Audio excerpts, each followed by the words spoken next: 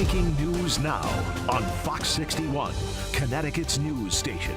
We begin tonight on breaking news out of Maine. Following a deadly mass shooting, the town of Lewiston is under lockdown as authorities search for a gunman in this shooting. Thanks for joining us here at 10. I'm Sarah Sanchez. And I'm Brent Harden. Obviously a very intense scene unfolding to our north tonight. The Associated Press reports at least 10 people are dead following this mass shooting in a pair of locations. That's according to 2 law enforcement officials. Those officials are also expecting the death toll to rise as the investigation continues.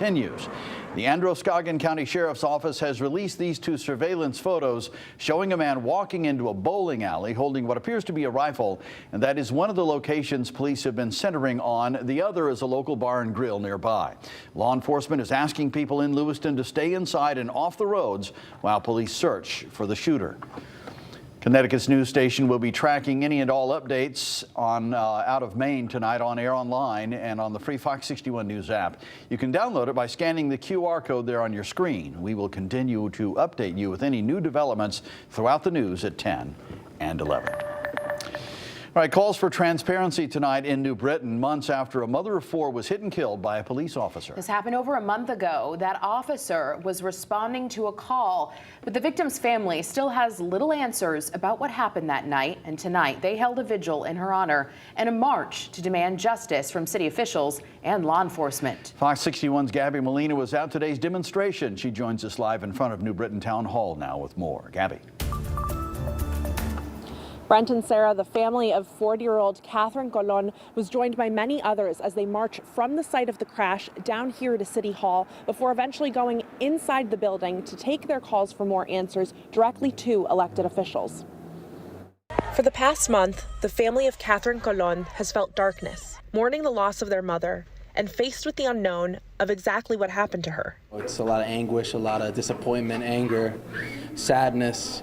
It's very hard to express these in words, but that's just how we're feeling right now. What they do know is that she was hit and killed around 1 a.m. on September 21st by New Britain police officer Connor Reinsch. According to the mayor's office, he was responding to a burglary, but the answers stopped there. The community is hurting. Look around. I demand accountability and transparency. No video of the crash has been released and no additional information about what led up to it. Wednesday, Colon's family was joined by dozens of others to make their calls heard, marching from West Main Street, where she was killed, to the park downtown, where a vigil was held in her honor. She's the only person who ever understood me, and I didn't know that until 2 months ago. People asked to wear red, Colon's favorite color. I just felt so much love, so it was just like there was so much sadness, but there's so much love, because I'm just like, I love to see everybody here to support me and my family. Her family then leading the group into City Hall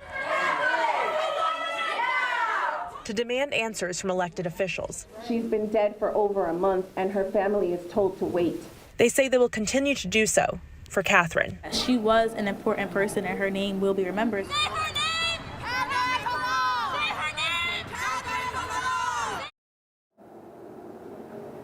New Britain Mayor Erin Stewart is currently out on maternity leave, but I did hear back from her office tonight, who tells me that the New Britain Police Department told them that they were advised by an attorney not to speak about this incident. The incident is under investigation by the state's attorney's office, state police, and New Britain Police. And as for the officer involved, he has been placed on restricted duty.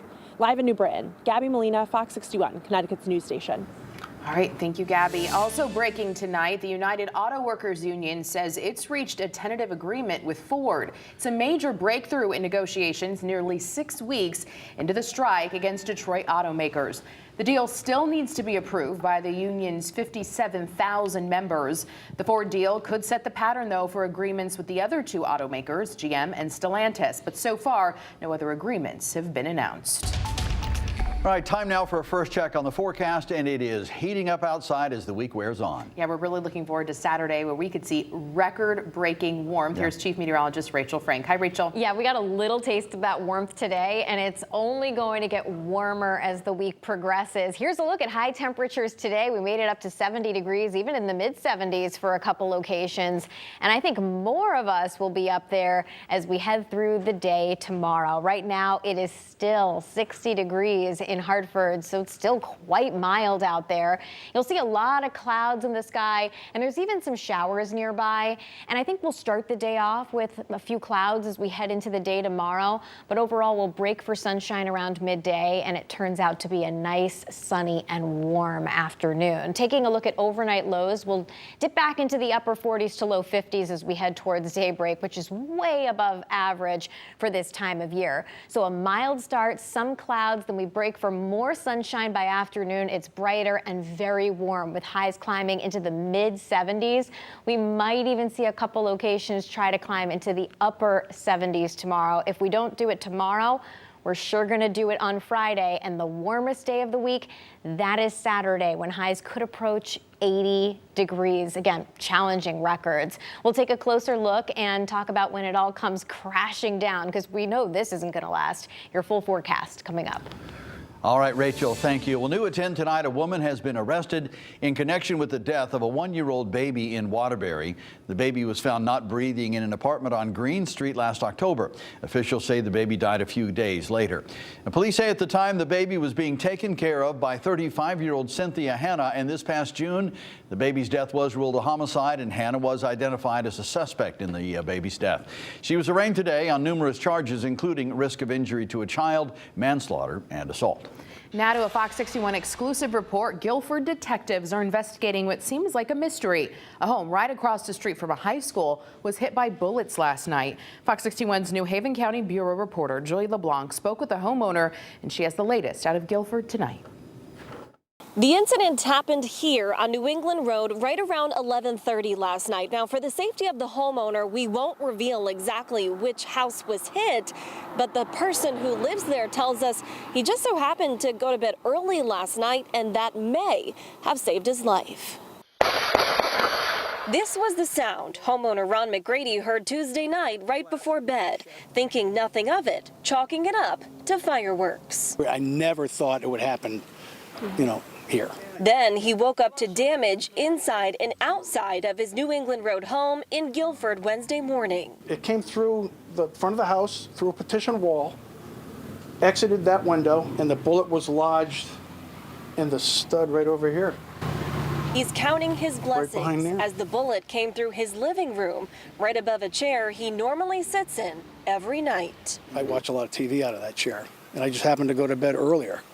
So, yeah, it was when the bullet hole is literally chest high. Could have been a murder scene. McGrady says at least 2 bullets hit his home, and when he called police in the morning, they found 4 shell casings across the street. It does appear to be an isolated incident, and there was no active threat at the time. Police Chief Christopher Massey says they're following up on leads and studying the surveillance video from McGrady's home. It appears that the person or persons may have parked along the roadway or in the parking lot directly across the street from the home and discharged a firearm at the residence. And as they're searching for answers, McGrady is finding comfort in the fact that he knows he has no enemies.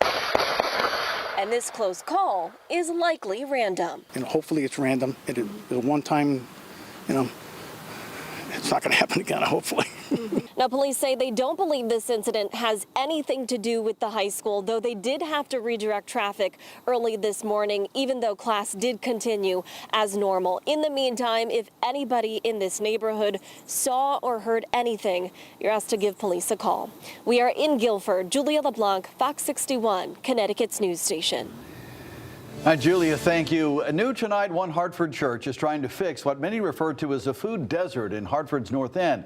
The term food desert refers to an area where residents do not have easy access to affordable and nutritious food. Urban Hope Refuge Church is celebrating their new hydroponic farm with a ribbon cutting ceremony. Fox 61's DeAndrea Turner was there, and she has the story on what this means for the whole community.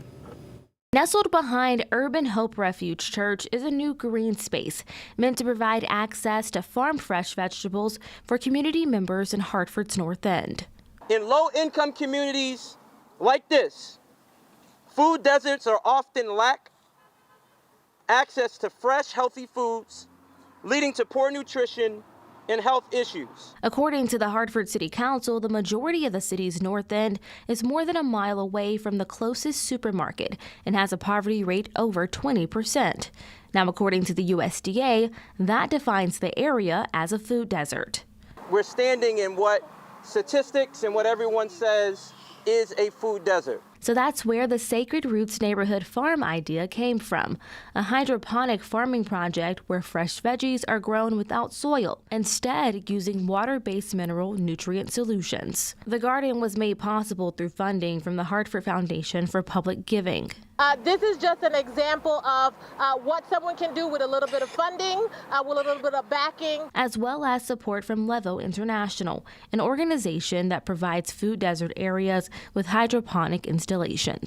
And that's really what Levo is striving to do here in Hartford with our partners, is to take this food desert that we're standing in and turn it into a food-producing area of the city. Pastor A.J. Johnson hopes this collaborative project will do more to bring community members together. We hope to be a beacon of hope, and this is just awesome because there's fresh food in North Hartford. In Hartford, DeAndrea Turner, Fox 61, Connecticut's news station.